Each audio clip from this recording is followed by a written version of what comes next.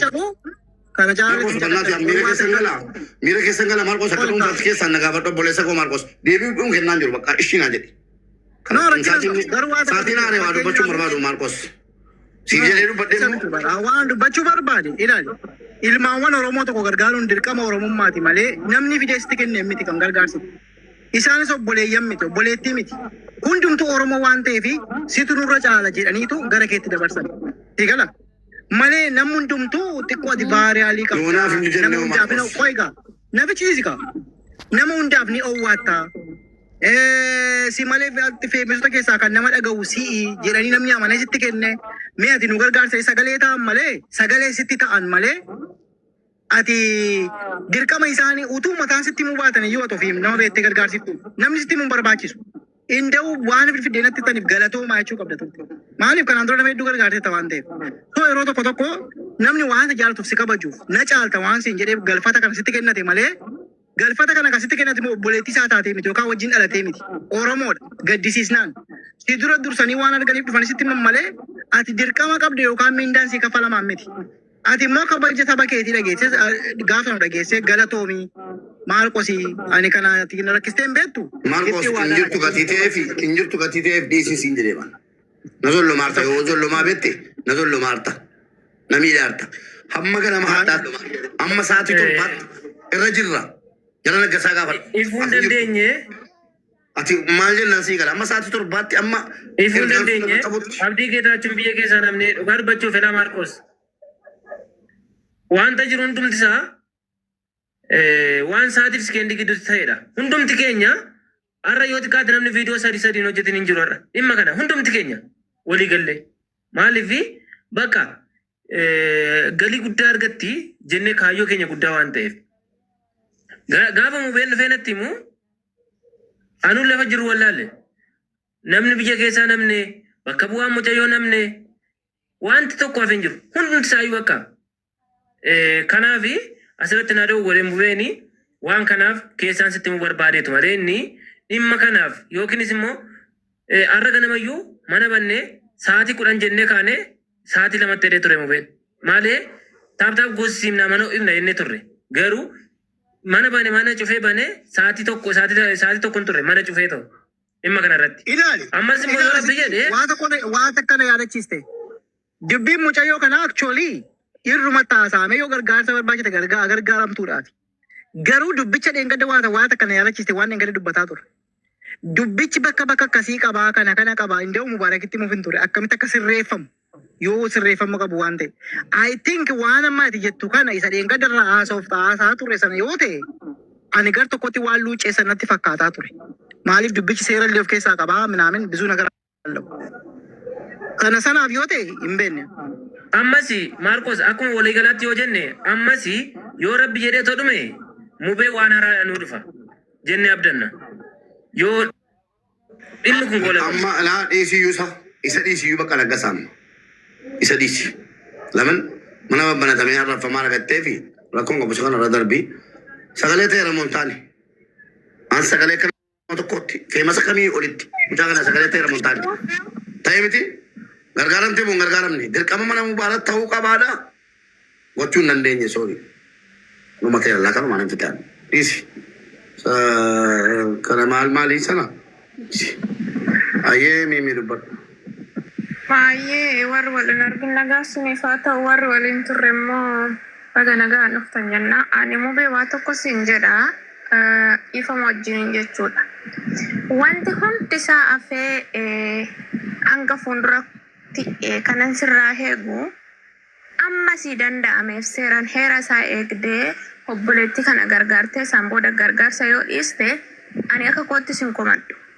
Seeraaf heera isaa eegdee seera biyyichaa guuttee heera isaa eegdee amma obboleettiin kun umurii ishee guutuu halgaarra haftee hodoo obboleettii keenya taane jedha hundi keessanuu.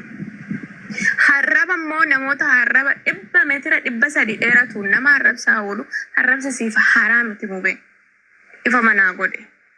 Wanta haaraa har'aaddisii ta'e gadi ba'e miti. Gochaan isarra caalu guddaan yoo dhufe heeyyani namni dursa ofiisaatiif ofii dhaabbatee namaaf dhaabbata waan ta'eef jennee isheen garuu hamma immoo fuulduratti waan gochuun malaa guutatoo Mucayyoon kun guyyaa tokkoof guyyaa lamaaf gargaaramte isaan booda gargaarsa uummataa yoo dhaabde omaa wanti sitti gaddurreen jiru wanti sitti harrurreen jiru hin beekna seera isaa waan ta'eef. Kana qofa duwwaan si gaafadhaan mubee akka kootitti. Maaliif nan hojjetan seerii yaabaa nama gaddisiisa bakka oolumaa galatti. Mimi dhugaadha akkuma as dhaga'amu natti hin dhaga'ama. Jechi keessa dhugaadha. Jechi kee dura dhaabachuuf miti ani. Wanna ta'e dhibbaan dhibbatti dhugaadha. Waan namni tokko yaadu yaaddee. Anis immoo waan namni tokko yaadu yaadee. Gargaarsa uffanni argiteetta sagalee ta'an ture piroofaayiliin addaa fiduun koo akka ija namaatti mul'atuuf. Piroofaayilii addaa fidee akkasiin gargaara feesbuukii irratti gadhiisee mana kootti jedhee mana mobaayiliitti jedhaa himaa jedhee waa meeqa jedhee irratti hojjedheera. Hojjetamee hadha keenya hadha guyyaa irra noolean. Sana booddee rakkoon irra ga'e. Ustaaz Ahmadiin gaafadhaa ajjiru. Lakki sooyyee gaafadhaa. Yoo kiristaanaa barbaadan sooyyee yoo musliimarraa barbaadan Ustaaz Ahmadiin gaafadhaa. Sinitti himu. Lakkiin barbaadu nattan aan sinitti hime. Lakki kun maal jechuudha beektaa? Garba nama gochuu jedhama. Keessattuu immoo wanta akka namaan hin jedhamne anaan jedhamaa. Si galee amma dhugumatti warri amma afaan banaa jiru kun waa godhaafi. Waana godhaa ammoo hin jiru. Ana miira keessa galchee waan haasofsiisuuf takkaa miira keessa galee kilmaa tokkoon hawaasatti dubbadde hin beeku. Ishee dendibadha. Borjaruma gadi ba'ee dhiifama jedha. Si galee nan beeka gatiitiif. Kanaafuu ani waa'ee namaarraas hin dubbadhu. Maalis hin jedhu abbaan na hubate na hubatu abbaan dhiisee dhiisu nama hubachiisuuf jedhee lamaan koo bakkeetti hambisuu barbaada.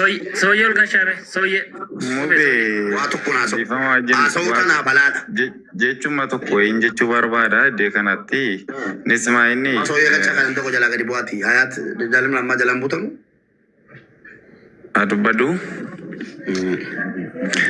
The first one gargaarsa jechuun miidiyaa kana irratti namni gargaaramuu akka danda'u an dhugaa rabbii dubbachuuf taanaan akka namoota afaan Oromoo dubbatanuutti miidiyaa kanarra laayivii banatamee namni tokko gargaaramee faayidaa tokko buusuu danda'a waan jedhamu Mubaarak Musammaadhuma irratti argine. Waan kun dhoskaa yookaan waa tokko walitti dhibuu hin barbaachisu. Gabaabumatti namni deeggaramuudhaa fi ati yookaan sabaan kutaadhaan amantaadhaan nama qooddee deeggartee sin beektu. Waan ati keessa jirtu torbii kana ammoo namni miidiyaa kanarra jiru fayyaan isaanii beeka. Miti miidiyaa kanarratti miti safara keessatti baadiyyaa keessatti iyyuu namni haati mana deessee yookaan maal jennaan yoo bakka ni beektan ijoolleen baadiyyaatti lalattanii guddatanii gamtaa jennaan waan biyyooma irratti illee waan taraa godhamu maal jedhamu irraa ni boqota abbaa manaan. Gabaabumatti keejii dhuunfaa keetii kan mataa keetii isa kaanuu yoo waan ati itti rakkatte yoo dhiisne iyyuu gabaabumatti koomani waan namni hariin beeku osoo itti yeroo kanatti bu'aa miidiyaa kanarraafis waa hundaanuu boqochuu akka qabdu waan saba mataa kee danda'e guddaa ni qabda nama yaaduu danda'uuf.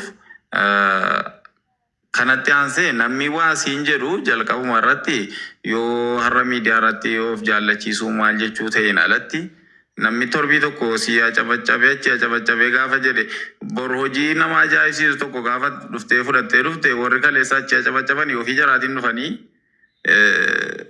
asii immoo si biraa cabacabu warraa cabcaabii jallan nama jala fiigu jara akkanaa osoo laalin maal osoo hin jedhiin ati eenyuuf akka hojjettu ijoolleen mana madaamii keessa jiran baay'een jara rabbii gaditti sagalee ta'uudhaan maal ta'uudhaan siin harragaan yoo jedhame waan shakka wayii qabu miti. Kanammoo akka atiin cakkanne maaliin jenna namni baay'een hin beeka.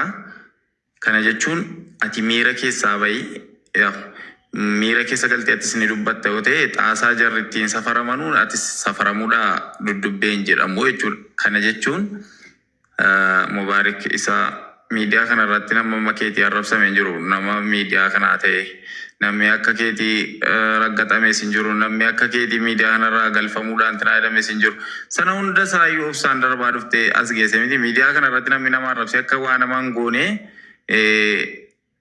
si fakkeenyaa fudhachuu ni danda'ama. Torbii tokko yoo asii haa cabacabani torbii tokko immoo achi asitti haa cabacabu ijoolleen keenya ni beekta. Kana jechuun miidiyaan siif haaraa miti. Iddoo kanatti obsiiti waan kana irra darbii yoo wanti sun uummanni sun waa geessee galmaan hin ga'u ta'ee waan hafe ati namaaf jettee waan gootu rabbiif jettee goota waan ta'eef jennaan keessoon keessoo beeka waan ta'eef jennaan waan mucaa kanaaf barbaachisu booddee irratti illee isa uummanni kun guyyaa meeqatti intinaalee sa'aatii tokko keessa dhuftee waan guddaa hojjechuu dandeessa ati miidiyaa kanarratti waan shakka hin qabne. Waan namni baay'een miidiyaa irratti miti lafa irratti hojjetamee wanti guddaan tokko godhamee iddee kana hin ga'amaa jedhamee waan hin yaadamne sa'aatii tokko keessatti miidiyaa kana irratti waan baay'ee gootennaan si beekna waan ta'ennaan waan sana waan uummanni kun hundi cinqamaa jiru baanda sa'aatii tokko keessa haasaa akka ni dandeessa.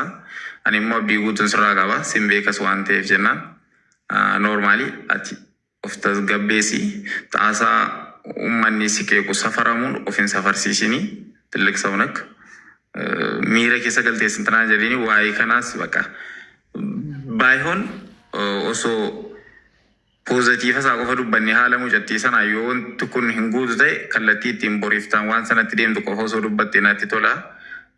Gamanuman jedha tasgabbaa'idhuma afanii kana hunda dubbadde wando gongoree na of kolchaan jedha. Dhiifama anis waa tokkotti dabalaa Beeku ani Maarqostu kabajan Maarqosii qabufan callise malee.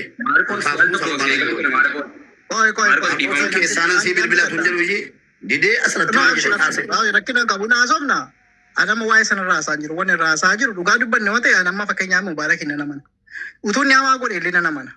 Maaliif waan godhe beekaa Mubaarak nama wallaalaa miti nama dubbii miidiyaa kanaa beeku nama hawaasi beekudha. Mucayyoo rakkattuu kana dhiisii warruma fayyaa deemanii fi Mubaarak gargaaraa ture walumaan beennaa jechuudha. Garuu waa tokkotu jira Mubaarak ilaali miidiyaa kana irratti namni yeroo baay'ee siigalee akka ati barbaaddu siin ta'u yookaan immoo hubannaa garaagaraa qaba.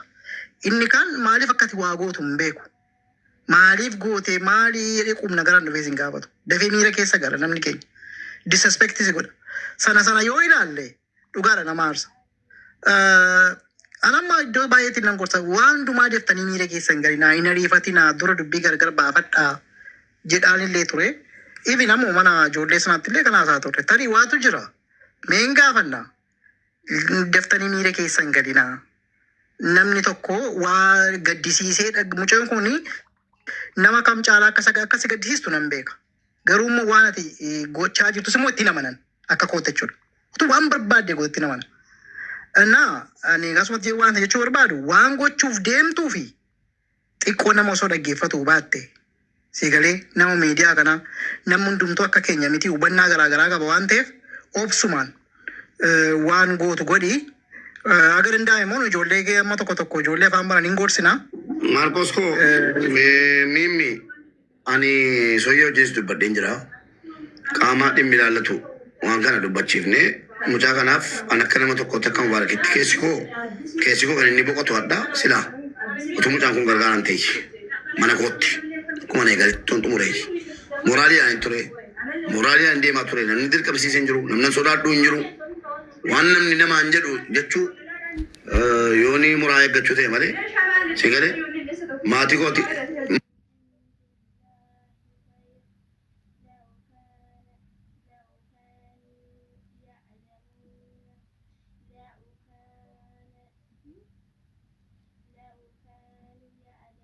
Kanaafi an akka nama tokkotti keessi koo na jeeqameera. Ana caalaa namni aara hin jiru. Isuma dhuguma namni ana caalaa aara hin jiru rabbiin na arga. Sila sheekiriyaa dhufanii ati argine malee Maarqos sheekiriyaa dhufanii gastii irra galanii Mubaarak rabbi si argu. Ijoollee waa siin jedhe miti naan jedhan. Namni hubattu tokko hin jiru. Rakkisaadha jedhana bakka. Haalli biyya kanaa baay'ee rakkisaadha. Nama beeku jechuudha. Akka miidiyaatti walitti qabamnee walgahii teesteenye deeggarsa akka buru wanti kun naan jedhamu gatiin beeku fanni bakka uummanni argame ijoolleen kutaa 11 dhiisi Itoophiyaa guutuu argametti yeroo namni waa'ee dallaalaatiif waa'ee poolis galeraansii waa'ee ijoolleen biyya kana dhufuurraa furmaata gaafattu ansanan gaafanne waa biraan gaafadhe yoo namni keenya akka emerjensii rakkatee nu bira dhufe deemaa jennee ariine moo maal goonaa jedheen gaafadhe. Ayyama fudhattu malee eeyyama fudhattan malee waan tokkoyyuu gochuu hin dandeessanu. Mootummaan raayyaa embaasii irraa beekamtii fudhattan malee jedhame. Sirii galee waan na rakkise hedduutu jira. Isuma cabseetanii Agate namoota tokko tokko eeyyamsifadheetanii haadha boqqolloo lamaa sana itti milkaa'ee sana booda waan adda deemaa ture waan gaariin turre waan anaan maluu miti. Isuma dhugumaa waan anaan maluu miti. Kana nama biraa taa'ee mubaarakiin nama biraa godhee barcuma irra kaa'ee yeroon taa'ee lafarras kaa'ee ilaalu waan deebi'uu qabu hin turre. Takkaa gargaarsa wayii qabadheen siluman qabachuu dhiisa malee qabannaan shawaa ta'e wallaggaa ta'e jimmaa ta'e maal ta'e sa'aatii tokkollee taate malee dhiisee hin beeku. Nan godha waan rabbiiniif carraan isaa kenne hin fudhata. Deebiin addanaa kenname uummatarraa hawaasa miidiyaa kanarraa baguman hawaasaa jecha waan hojjetiin. Sila hadhaa nan bo'a. Hawaasaaf jecha waan hojjenneen yaa hawaasa dhaggeeffadhaa isiniif jecha waan gooneen rabbii isa uumeef jecha waa godhe. Rabbii fayyaa naa kenne nama isa fayyaa hin qabne hin gargaarsi. Nama fayyaa qabu takkaa asirra fidee hin beeku. Sini galee nama fayyaa hin qabne gatiin fayyaa qabuuf hin gargaarsi. Rabbii aangoo kana naa kenne fayyaa guutuu naa kenne akkan taa'ee namaaf rabbi naa laaffise. Naa laaffise dhibbatti naa laaffise. Nan godhe jennaan nan godha godhee agarsiisaan ture. Haadha boqqolloo sana birrii 500,000 hin bu'a jedhee namni eegan jiru. Miiliyoona tokko 827 anumatu walitti qabe mana kanatti. Torbeen teenye ittiin dadhabne. Nan godha jenneen nan godha. Kan mucaa kanaas akkuma sana hin milka'a jedhee bakki yaadee jiru anatu beeka. Ta'uu didee rabbumatu godhee ammas yoo rabbi naa laaffisee akkaataan mijate kan Madiinaa kana inshaallah yoon eeyyamatti argadhee ittiin deema qaamaanis yoon eeyyamatti argadhee jedhe nan godha. Garuu immoo akkaawuntii adda irratti gargaaramte irratti bitee nan gargaaru. Akkaawuntiin Madiinaa irratti nan gargaarsa. Akkaawuntiin Madiinaa kan dhuunfaasii irratti gargaarsa. Maaliifan barbaade walitti makachuun barbaadu. Hagan ga'ullee eenyu mubaarak isa jedhus immoo agarsiisuun barbaada ifaan ifatti yoo rabbi na milkeesse jechuudha. Baga akkaawuntii Madiinaa aktiiv naa ta'e akkaawuntii Madiinaa akka irratti gargaaramne naggasa kan ishee kan ustaas Sa'ad irratti gargaarame hadhaa bakka lamatti gargaarame ani immoo akkaawuntii Madiinaa dhuunfaasii baga qabaatte malee achirratti an deeggarsiisa yoo rabbi jedhe sooyyee arraba minaamni ilaaltee dubbattiin jedhin bakka eeyyamni barbaachisu guutuu dhannee barandaa namaas dhaabachuu ta'e barandaa waajjiraatti dhaabachuu ta'e waan adda babbade sirreessuudhaan waliin taanee harka tokkoon jechuudha asochuun. Ustaaz Ahmadiin si'i namoota asii xiqqoo nagaadha jajjaban walitti qabannee gara imbaasittis deemnee imbaasiin immoo gara mootummaa biyya kanaatti dhaqee eeyyama nuuf fuudhu mucaan kun deeggaramuu qabdi. Yoo mucaan Madiinaan immoo deebitee mana kanatti hin gargaaramtu ta'e qabriin haadha koo nyaate naa nyaatu deeggarsa Oromoo dhiisiiti ilmi namaa tokko dhufee gastii koorratti hin gargaaramu. Dhuma anaaf jechuudha. Mubee al tokko du'anii kan namaa dhiisii anaafuu xiqqeenya kun. Beeka mubee yaani waan hin namaa dhiisaati an akka mubaarak musammaatti guyyaan of tuffadhee of jibbee edaanuu haga si'an ofiin jedhe guyyaa addaati. Gaddeen jira waadanuu dubbachuun barbaadu. Gargaarsi Madiinaa beellama qabeef hin jira. Mucaa miskiina utuun qorichoo biraa qabaadhe jette. Viidiyoo si tokko sheer namni naa godhe. Utuun qorichoo biraa qabaadhe jette gastii kanatti. Silaa nyaadheen du'a jette. Yeroon viidiyoo kee argu jette. Baay'een gadde. Galanni shamarran biyya Arabaa kana ta'e shamarran biyya Arabaatiif namni bakka qabu yoo jiraate dubartiidhaaf namni bakka qabu yoo jiraate na wajjin dhaabate keessattuu jiraattonni biyya UAE keessa jirtan dhiiraa dubartiitu hin jenne imbaasii dhannee eeyyama fuunee fi dubartiin biyya Arabaa mootummaa gargaaraa artee kanaan dura dubbadde amma nan dubbadhaan dubartiin biyya Arabaa mootummaa deeggaraa jirti. Mootummaa deeggaraa jirtiin immoo kallattiidhaan baankii mootummaa irra otoo hin taane namoota silaa rakkatanii karaatti ba'anii imeejii biyyaa balleessan guutuu rakkattoota danuu namni qabee jiru ijoollee biyya Arabaati. Mootummaa gargaaruun ikkoo kallattiidhaan birrii akkaawuntii mootummaa irraa galchuu miti. Biyya keenya wanni qabee jiru yoo biyya Arabaati yoo ijoollee biyya Arabaatiif kabajni